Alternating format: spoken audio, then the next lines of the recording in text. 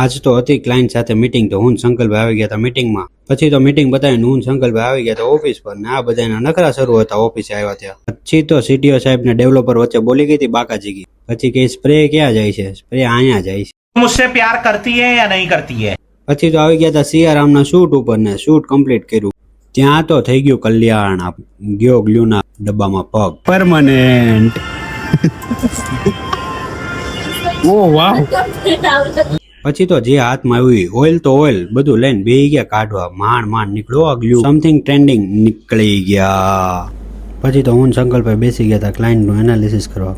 ક્લાયન્ટના બનેલી રીલ્સ અને પોસ્ટરને કઈ ડેટ ઉપર અને કયા ટાઈમ ઉપર પોસ્ટ કરવી એનું એનાલિસિસ કરી નાખ્યું. મળી ગયા. આ લોકોને કઈ પડી જ નથી. આમ જો બે જમાઈ દીધી છે કાંઈ. ઓહો યાજ્ઞિકભાઈ હું તો કરતા હતા કામ.